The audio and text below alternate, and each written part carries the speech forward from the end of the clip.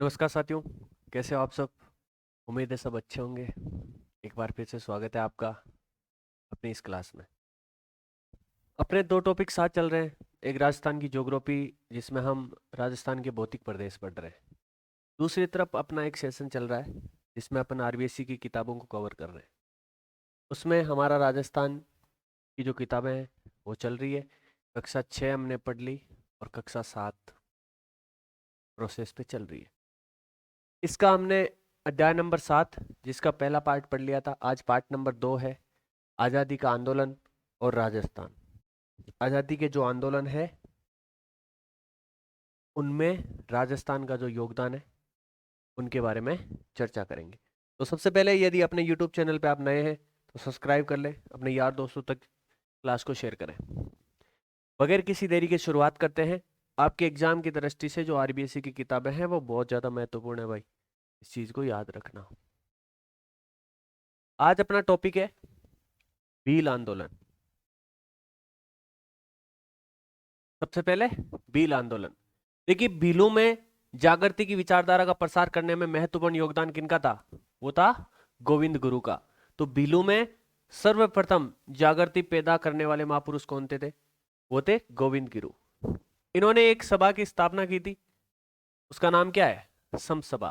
तो आपको कोई पूछे कि भीलों में सर्वप्रथम जागृति पैदा करने वाले इंसान कौन थे, तो वो थे गोविंद गुरु। इनके द्वारा सम सभा की स्थापना की गई।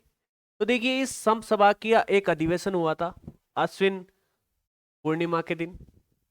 2013 का समय था। मानगढ़ की पहाड़ी थी, अधिवेशन चल रहा था। उस शांतिपूर्ण अधिवेशन पर अंग्रेजों ने खूब गोलियां बरसाई, जिससे हजारों भील मारे गए, बहुत सारे घायल हुए। तो देखते हैं 1913 ईस्वी कब की बात है? 1913 ईस्वी की बात है। कौन सी पहाड़ी? मानगढ़ पहाड़ी पर अश्विन पूर्णिमा। देखिए, पूर्णिमा जो होती है वो शुद्धि है, यहाँ पर बुद्धि आता तो फिर वो अमावस्या हो जाती। तो अश्विन पूर्णिमा के दिन मानगढ़ पहाड़ी पर 1913 में सम सभा का अधिवेशन था। तब अंग्रेज सेना ने पहाड़ी को चारों तरफ से घेर लिया और उस पर अंधाधुंध गोलियां चलाई, जिसमें हजारों आदिवासी मारे गए और घायल हुए। तो ये याद रखना है भाई। मानगढ़ हत्याकांड कब हुआ? 1913 में हुआ। कौन सा, कौन सी तिथि के दिन हुआ? अश्विन पूर्णिमा के दिन हुआ। ये याद रखना। इस जो भील आंदोलन है, इसका दूसरा नाम क्या है? भगत आंदोलन भी हम इसे कह सकते हैं। तो ये कुछ महत्वपूर्ण चीजें हैं जो आपको याद रखनी। देखिए, इसको डिटेल में हम जब पढ़ेंगे तो राजस्थान के जो आंदोलन है, प्रजामंडल है और राजस्थान की हिस्ट्री है, उसमें पढ़ेंगे बहुत डीपली। अभी क्या है, अपना आरबीएससी का सार चल रहा है। तो जो आपकी आरबीएससी की किताबों में दे रखा है, जो लास्ट क्विक रिवीजन के लिए आपके लिए बहुत ज़्यादा महत्वपूर्ण है, क्योंकि सारा मैटर आप लास्ट टाइम में पढ़ के नहीं जा सकते। लेकिन जो आरबीएससी का सार है उसको पढ़ के जाना है, क्योंकि बहुत ज़्यादा महत्वपूर्ण रहने वाला है। तो इस क्लास में अपन वही चर्चा करेंगे जो आपकी किताब में दे रखा है, इसके अगल बगल ज़्यादा हम नहीं जाएंगे। तो आदिवासियों के दूसरे जो मसीहा थे वो थे मोतीलाल तेजावत। पहले कौन थे? पहले थे गोविंद गुरु। गोविंद गुरु हमने देख लिया। कौन सी सभा की स्थापना की? संप सभा की स्थापना की। मानगढ़ हत्याकांड कब हुआ? जब इसका एक अधिवेशन चल रहा था। कब? 1913। कहां पर? मानगढ़ पहाड़ी पर। तिथि कौन सी थी? अश्विन पूर्णिमा का समय था। तो साथ साथ में ये भी आपको देखते जाना है। तो ये तो थे बिल्लू के पहले मसीहा। दूसरे मसीहा बोला जाता है मोतीलाल तेजावत को। इन्होंने क्या किया? चित्तौड़गढ़ के मातृकुंडिया में तेजावत ने किसानों व आदिवासियों को बेगार, लगान, अत्याचार आदि के विरुद्ध तैयार किया भाई। यहाँ के लोगों पर फालतू की बेगार प्रथाएं, अत्याचार और लगान हो रहे थे, उनके प्रति जागरूक करने के लिए मोतीलाल तेजावत ने आदिवासियों को जगाया। इन्होंने एक आंदोलन चलाया, उसका नाम क्या था? एकी आंदोलन। बहुत बार एग्जाम में पूछा जाता है कि एकी आंदोलन के प्रणेता कौन थे। तो एकी आंदोलन किनके द्वारा चलाया गया? मोतीलाल तेजावत के द्वारा। आंदोलन को गति देने के लिए हजारों आदिवासी उदयपुर में एकत्रित हुए और महाराणा को 21 सूत्रीय मांग पत्र दिया गया। देखिए, आदिवासी लोगों द्वारा अपनी मांगों को मनवाने के लिए महाराणा को एक 21 सूत्रीय मांग पत्र भेजा गया।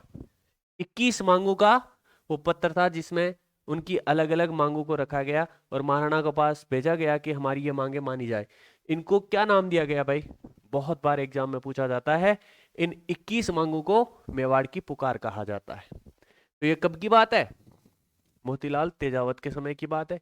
इन्होंने मातृकुंडिया में किसानों को एकत्रित किया, अपने अत्याचार, लगान और बेगारकर्ताओं के विरुद्ध इन्होंने एक ही आंदोलन का संचालन किया। आंदोलन को गति देने के लिए हजारों आदिवासी उदयपुर में एकत्रित हुए, जहां एकत्रित होने के बाद महाराणा को 21 सूत्रीय मांग पत्र दिया गया और इस मांग पत्र को मेवाड़ की पुकार कहा गया। इसका नतीजा ये निकला कि महाराणा ने कितनी मांगे मान ली? 18 मांगे मान ली। मात्र 3 मांगों पर सहमति नहीं बनी, 18 मांगों को मान लिया गया। आगे चलते हैं। देखिए, देवल, डूंगरपुर और बांसवाड़ा दक्षिणी राजस्थान की बात हो रही है। इस क्षेत्र में भीलों को संगठित करने का श्रेय किनको जाता है? भोगीलाल पांड्या को। इनको वागड़ का गांधी भी कहा जाता है। वागड़ का गांधी किन्हें कहते हैं? भोगीलाल पांड्या को। तो इस क्षेत्र में भीलों को संगठित करने का जो है श्रेय भोगीलाल पांड्या और हरिदेव जोशी को भी जाता है भाई। मुख्य तौर पर भोगीलाल पांड्या को जाता है। पांड्या का जन्म कब हुआ? 1904 ईस्वी में। कब हुआ? 1904 ईस्वी में सिमलवाड़ा डूंगरपुर में हुआ भाई। बहुत बार एग्जाम में पूछा गया है भोगीलाल पांड्या का जन्म कब और कहां हुआ? तो सिमलवाड़ा डूंगरपुर में 1904 ईस्वी में हुआ। इन्होंने 1919 में, देखिए 1904 में इनका जन्म हुआ और 1919 में ये कारनामे कर रहे हैं। 1919 में बागड़ सेवा मंदिर, एग्जाम में पूछा जाता है, बागड़ सेवा मंदिर की स्थापना किसके द्वारा की गई? भोगीलाल पांड्या के द्वारा।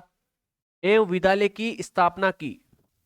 1919 में बागड़ सेवा मंदिर और विद्यालय की स्थापना की। 15 मार्च 1938 को डूंगरपुर में वनवासी सेवा संघ की स्थापना की भाई। तो बागड़ सेवा मंदिर और वनवासी सेवा संघ दोनों की स्थापना किनके द्वारा की गई? भोगीलाल पांड्या के द्वारा। इनका जन्म सिमलवाड़ा डूंगरपुर में 1904 में। 1999 1919 में बागड़ सेवा मंदिर और 1938, अरे 19 को डबल करेंगे तो 38 आएगा ना। 1919 में बागड़ सेवा मंदिर एवं विद्यालय की स्थापना और 19 साल बाद 1938 में वनवासी सेवा संघ की स्थापना की। किन्होंने? भोगीलाल पांड्या ने। इनको क्या कहा जाता है भाई? इनको देखिए आदिवासियों के मसीहा कहा जाता है। पूछा जाता है एग्जाम में, आदिवासियों के मसीहा किन्हें कहा जाता है? तो भोगीलाल पांड्या को कहा जाता है। बागड़ के गांधी भी कहा जाता है इनको। क्या कहा जाता है? बागड़ के गांधी भी कहा जाता है। इन्होंने डूंगरपुर प्रजामंडल की स्थापना भी की थी। तो बहुत सारी बातें भोगीलाल पांड्या के बारे में याद रखना है। इन्होंने डूंगरपुर प्रजामंडल की स्थापना की। वागड़ के गांधी इनको कहा जाता है। आदिवासियों को मसीहा कहा जाता है। वनवासी सेवा संघ की स्थापना की। बागड़ सेवा मंदिर एवं विद्यालय की स्थापना की। इनका जन्म सिमलवाड़ा डूंगरपुर में हुआ। तो एक बार देखिए गांधी नाम आया तो देख लेते हैं भाई। राजस्थान के गांधी, राजस्थान के गांधी कौन कहलाते हैं? गोकुल भाई भट्ट। गोकुल भाई भट्ट कहाँ के थे ये? कमेंट बॉक्स में बताओगे आप। यदि आप पूरी क्लास लेते हो तो आपको पता भी तो चलना चाहिए ना। राजस्थान के गांधी गोकुल भाई भट्ट कहलाते हैं। चिड़ावा के गांधी एग्जाम में पूछा गया है एक बार ये। चिड़ावा के गांधी डॉक्टर प्यारेलाल गुप्ता। गांधी जी के 5वें पुत्र,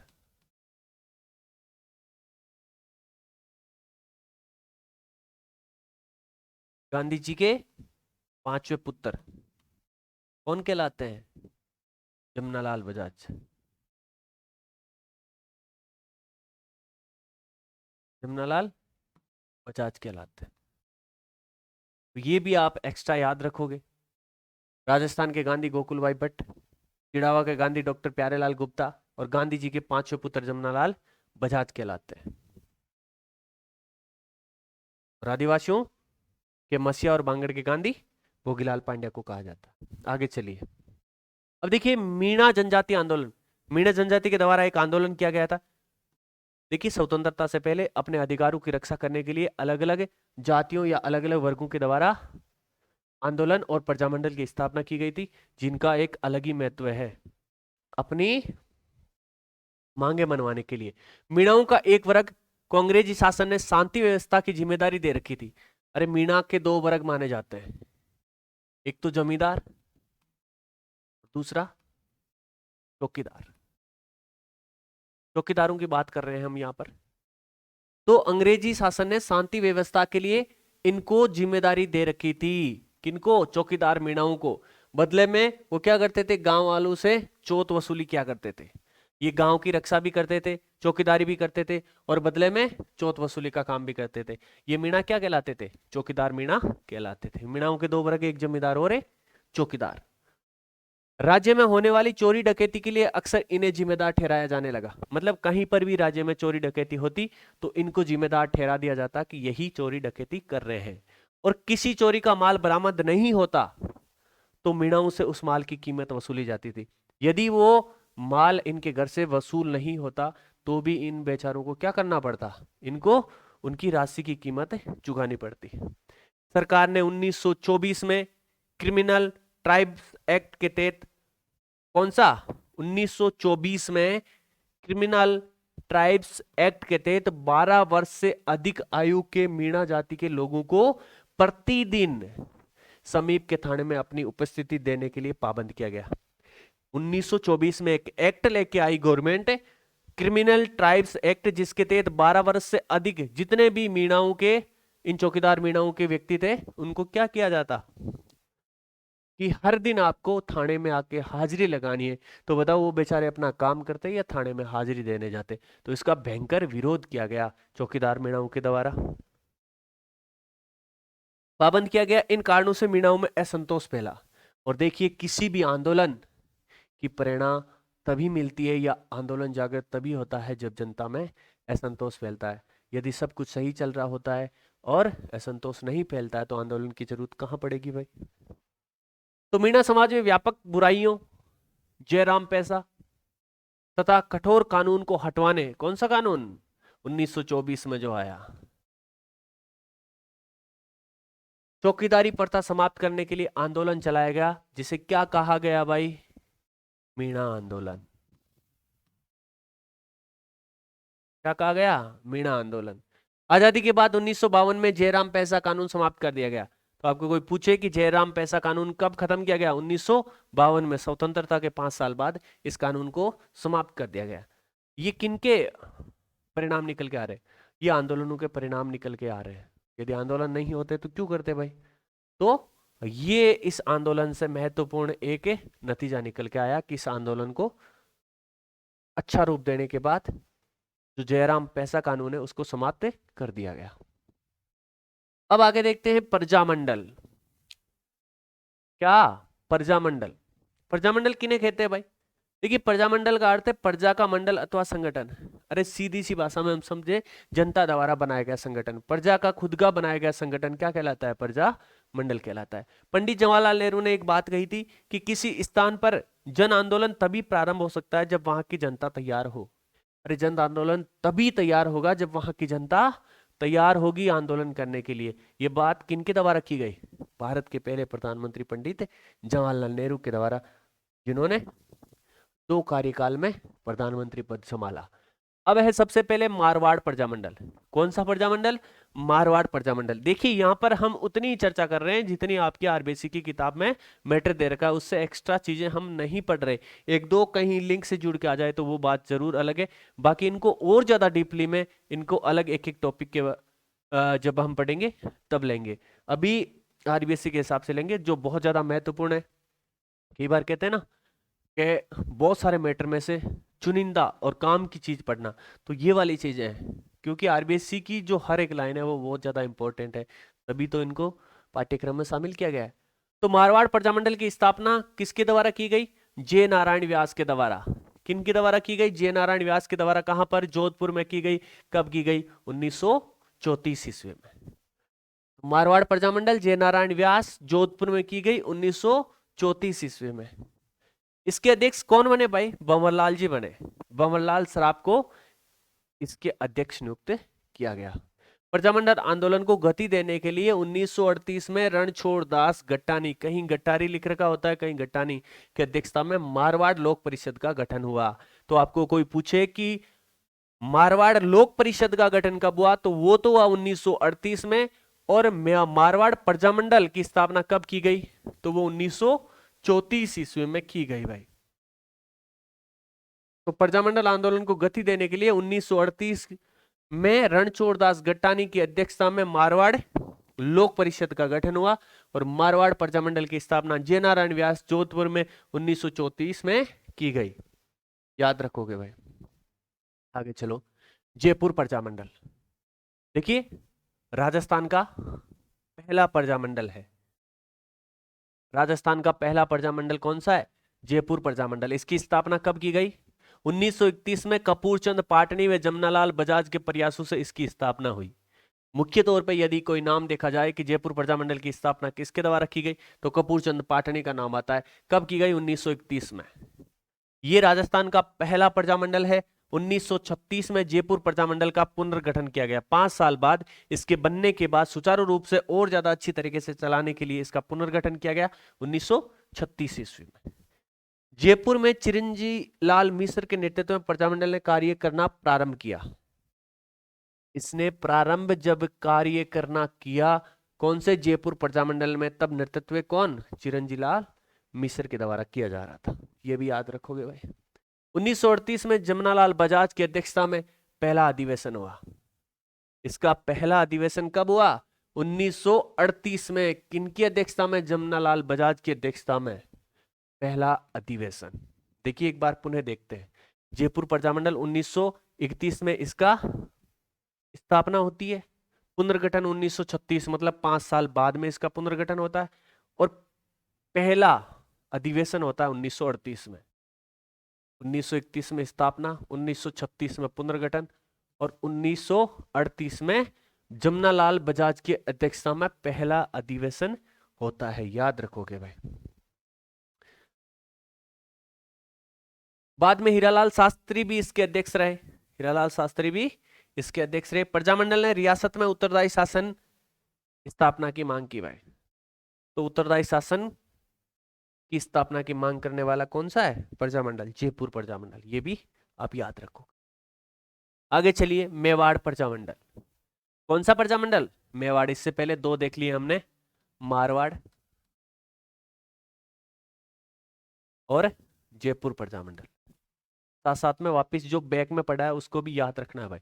मेवाड़ प्रजामंडल की स्थापना कब हुई, 1934 में। जयपुर प्रजामंडल की स्थापना कब हुई, 1931 में।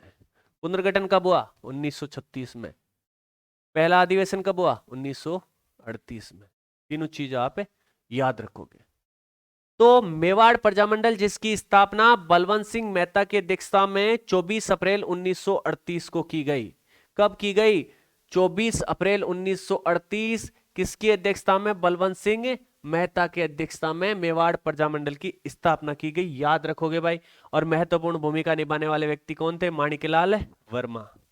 माणिकलाल वर्मा का भी नाम आता है कि मेवाड़ प्रजामंडल की स्थापना इन्होंने की है। तो ये भी याद रखोगे भाई आप।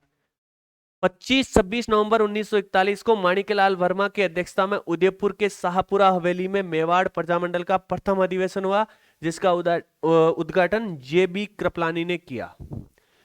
देखिए इसका गठन तो होता है 1938 में और पहला अधिवेशन कब होता है, नवंबर 1941 में। किसकी अध्यक्षता में, माणिकलाल वर्मा की अध्यक्षता में। कहां पर होता है, उदयपुर के शाहपुरा हवेली में मेवाड़ प्रजामंडल का पहला अधिवेशन होता है। और उद्घाटन कौन करता है, जे.बी. कृपलानी। याद रखोगे भाई। मेवाड़ प्रजामंडल,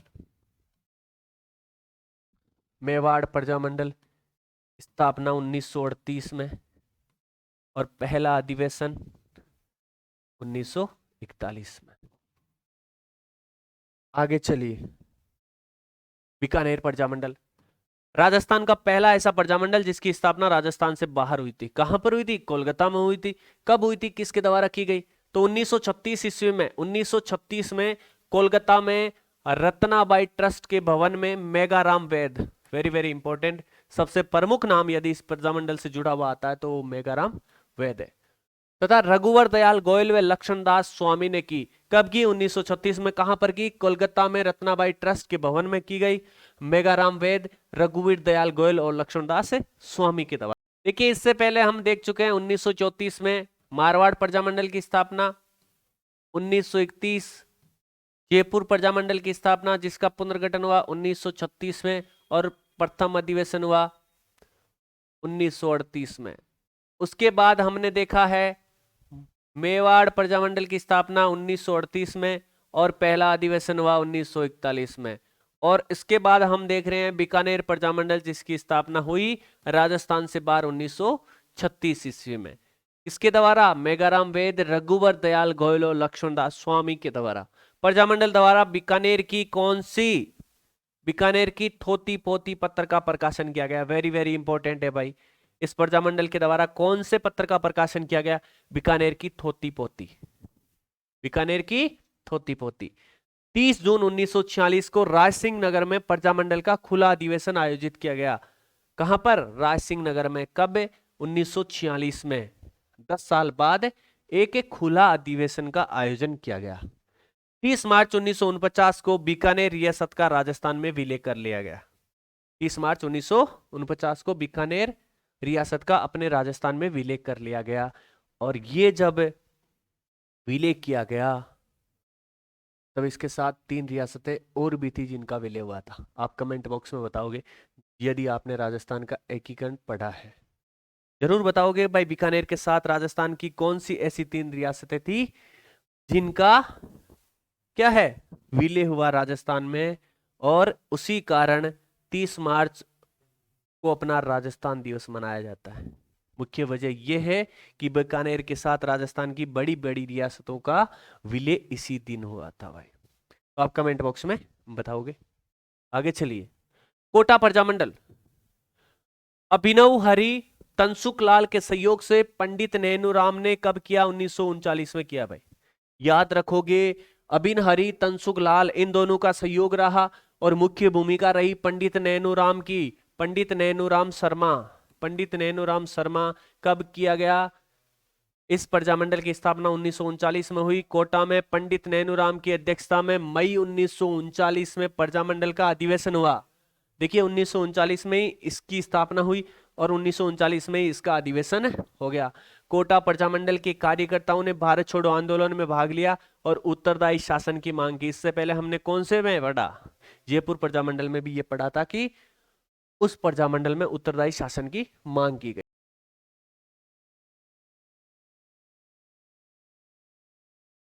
देखिए एक बार हम देख लेते हैं इनको पुनः जो हम लोगों ने पढ़ा है। देखिए ये अपना प्यारा सा राजस्थान, इसमें हमने सबसे पहला जो पढ़ा था वो पढ़ा था आपके मेवाड़।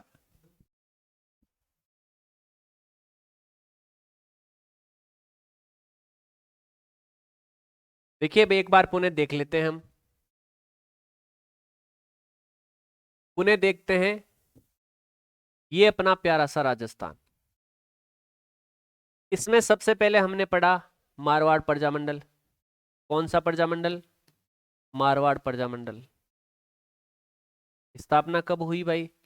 इसकी 1934 ईस्वी में हुई। कब हुई? 1934 ईस्वी में। उसके बाद हमने पढ़ा जयपुर प्रजामंडल। जयपुर प्रजामंडल जिसकी स्थापना कब हुई? 1931 में हुई। कब हुई? 1931 में हुई। पुनर्गठन कब हुआ? 1936 में। कब हुआ? 1936 में। पहला अधिवेशन कब हुआ? 1938 में। कब हुआ? 1938 में। ये तो इसका गठन हुआ, ये इसका पुनर्गठन हुआ और ये नेक्स्ट अधिवेशन हुआ। याद रखोगे भाई। उसके बाद हमने देखा मेवाड़ प्रजामंडल। कौन सा प्रजामंडल? मेवाड़ प्रजामंडल जिसकी स्थापना कब हुई? 1938 में। और इसका पुनर्गठन कब हुआ? सॉरी, पहला अधिवेशन कब हुआ? 1941 में। ये तो इसका गठन और ये फर्स्ट अधिवेशन। उसके बाद हमने देखा कि राजस्थान का पहला ऐसा प्रजामंडल जिसकी स्थापना राजस्थान से बाहर हुई, कौन सा? बीकानेर प्रजामंडल। बीकानेर प्रजामंडल, इसकी स्थापना कहां पर हुई? कलकत्ता में। कब हुई? 1936 ईस्वी में। कब हुई? 1936 में। कहां पर हुई? कलकत्ता में हुई। उसके बाद हमने एक देखा कोटा प्रजामंडल। कौन सा? कोटा प्रजामंडल। ये कोटा प्रजामंडल हाड़ौती प्रजामंडल के असफल होने के बाद इसकी स्थापना होती है। और स्थापना कब होती है? 1939 में। हाड़ौती प्रजामंडल जो असफल हुआ था उसकी स्थापना 1934 में की गई। उसके बाद कोटा प्रजामंडल की स्थापना की गई पंडित नेनूराम शर्मा के द्वारा। कब की गई? 1939 में। तो ये है प्रमुख प्रजामंडल आपकी आरबीसी के हिसाब से जो पढ़े हैं हमने, 1 2 3 4 और 5। इनको इस तरीके से भी याद रखते हैं। सबसे पहले राजस्थान का पहला प्रजामंडल, राजस्थान का फर्स्ट प्रजामंडल, राजस्थान का पहला प्रजामंडल। तो 1931 में जयपुर प्रजामंडल की स्थापना होती है। ये राजस्थान का पहला प्रजामंडल है। उसके बाद आप यदि सीक्वेंस से याद रखना चाहो तो 31 के बाद में कौन सा आता है भाई? यहां देखिए, 31 के बाद में 34 आ रहा है, 34 के बाद में 36 आ रहा है, 36 के बाद में 38 आ रहा है, 38 के बाद में 39 आ रहा है। इस तरीके से भी याद रख सकते हो। और भी प्रजामंडल है, जब प्रजामंडल को हम डीपली पढ़ेंगे तब इनका अध्ययन करेंगे। आरबीएससी के हिसाब से ये जो 5 प्रजामंडल दे रखे हैं इनको तो याद रखना ही रखना है। आगे चलिए, राजस्थान के प्रमुख जननायक कौन कौन से व्यक्तित्व हुए हैं? क्योंकि बहुत सारे एग्जाम में आजकल अलग टॉपिक आपको सिलेबस में दिया रखा होता है कि यहाँ के व्यक्तित्वों के बारे में भी आपसे सवाल पूछेंगे। तो राजस्थान के प्रमुख व्यक्तित्व या प्रमुख जननायक, सबसे पहला नाम आता है गोविंद गुरु का। क्या नाम? गोविंद गुरु का। इनका जन्म कहाँ हुआ भाई? डूंगरपुर में हुआ। और कौन से परिवार में हुआ? बंजारा परिवार में। एग्जाम में आया गया सवाल है, पूछा गया है। आपकी आरबीएससी की किताब में दे रखा है कौन से परिवार में? बंजारा परिवार में गोविंद गुरु का जन्म हुआ डूंगरपुर राज्य में। ये किससे प्रभावित थे भाई? ये दयानंद सरस्वती से प्रभावित थे।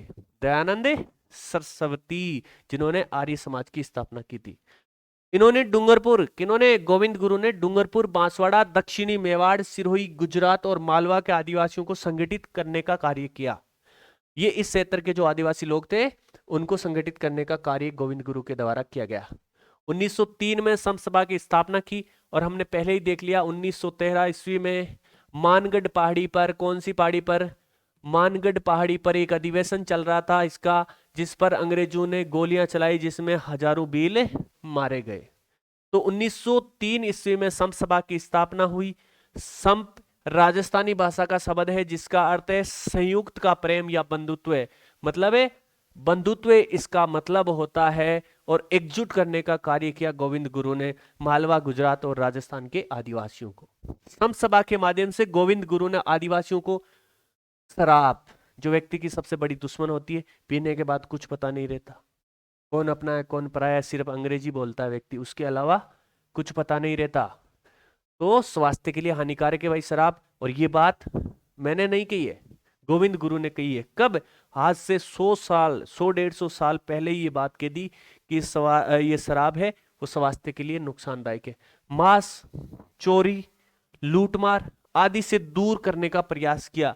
आदिवासी क्षेत्र के लोगों को संगठित करते हुए गोविंद गुरु ने उन लोगों को शराब, मांस, चोरी, लूटमार आदि से दूर करने का प्रयास किया और काफी हद तक वो सफल भी रहे।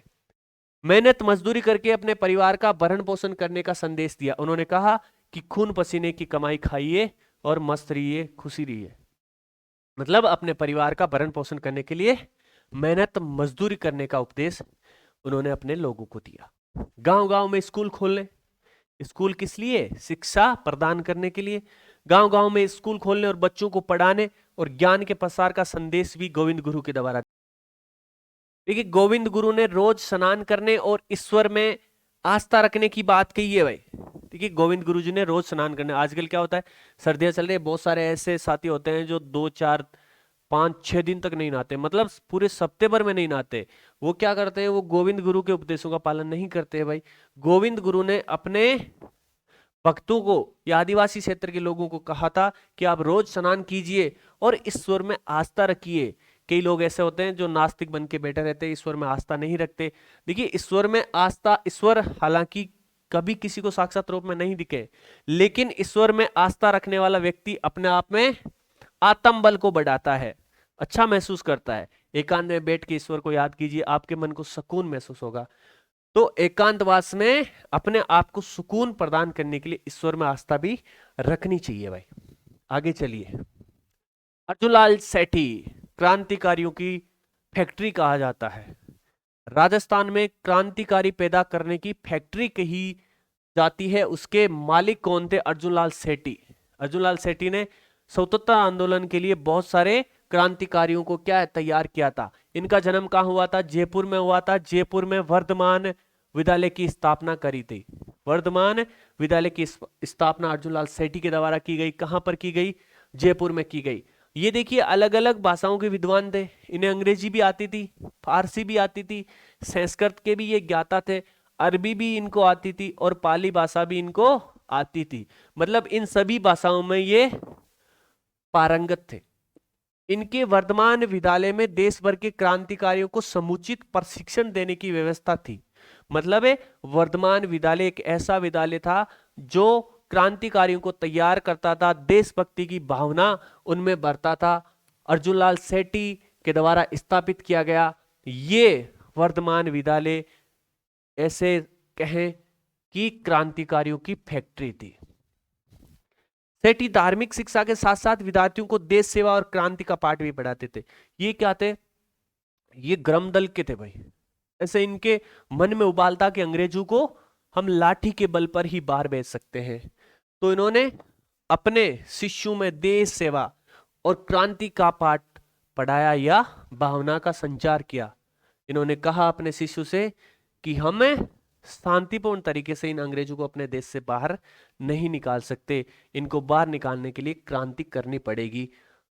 आगे चलिए। प्रसिद्ध क्रांतिकारी रासबिहारी बोस से संपर्क में आने के बाद कौन? अर्जुनलाल सेठी जब इनके संपर्क में आए उसके बाद राजस्थान में सशस्त्र क्रांति का संगठन करने का दायित्व सेठी जी को सौंप दिया गया।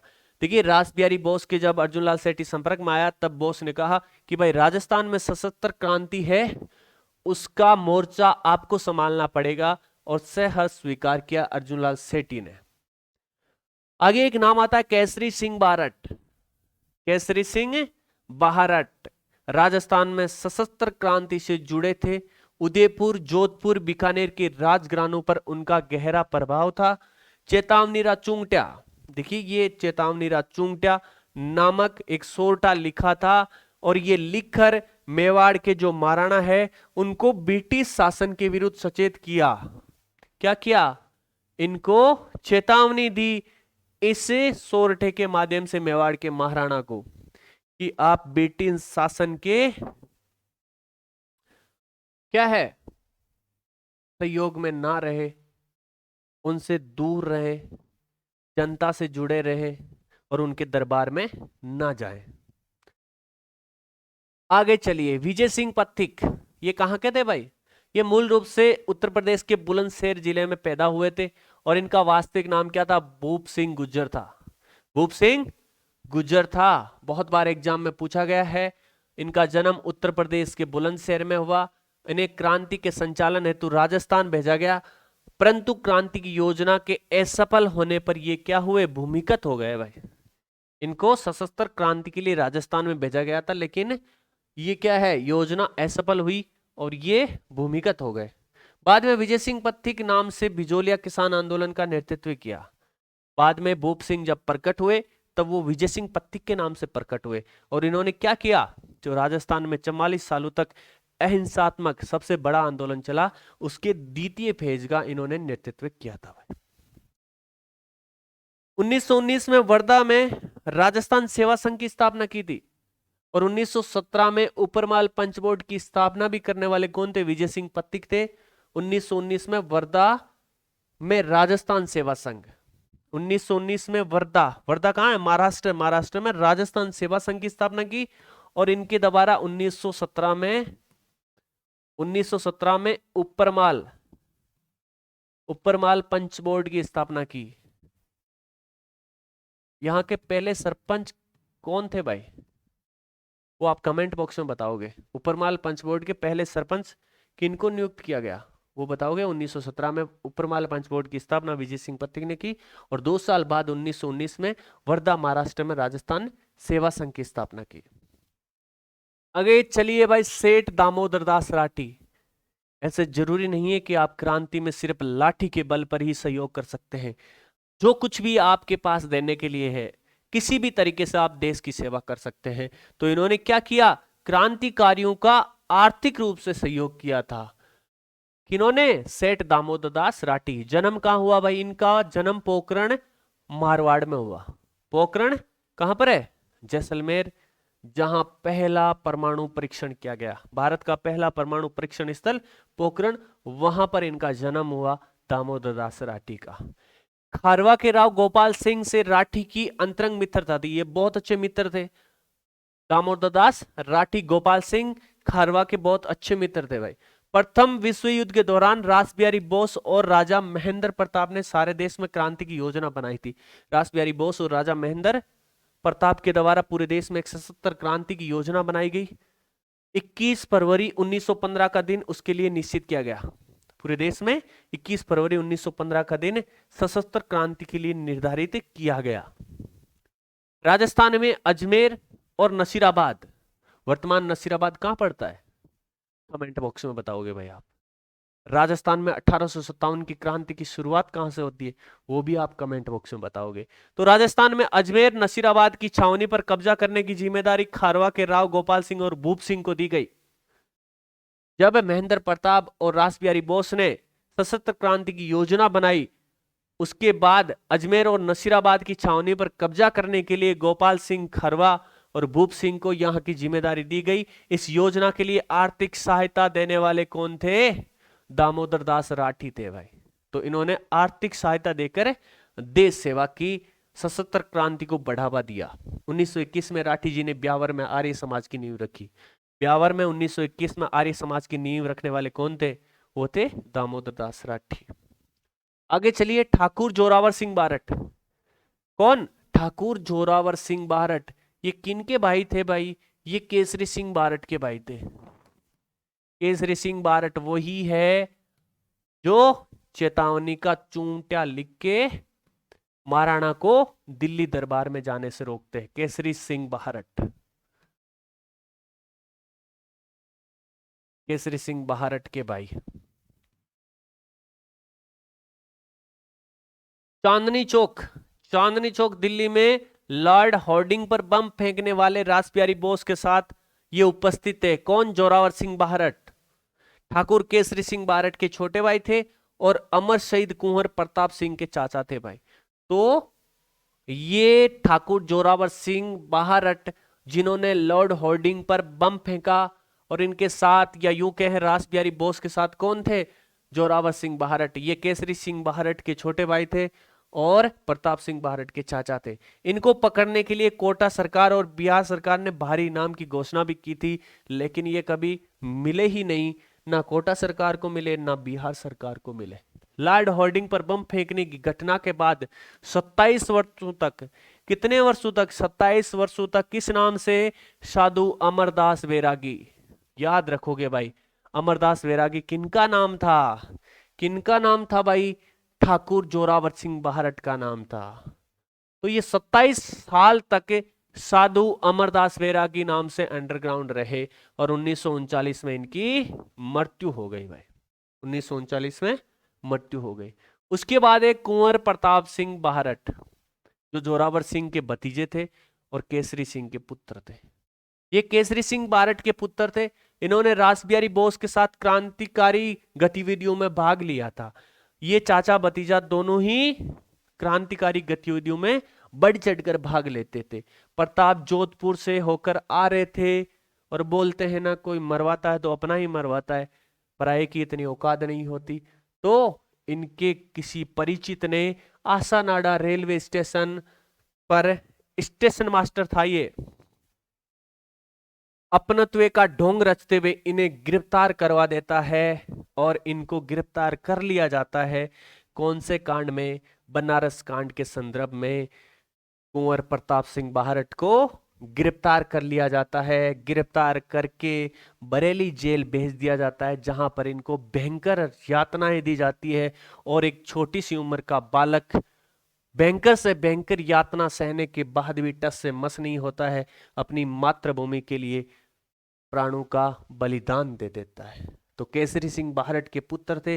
रास बिहारी बोस के साथ ये क्रांतिकारी गतिविधियों में भाग लेते थे। जोधपुर से होकर आ रहे थे, तब इनके परिचित आसानाडा रेलवे स्टेशन मास्टर ने अपनत्व दिखाते हुए गिरफ्तार करवा दिया।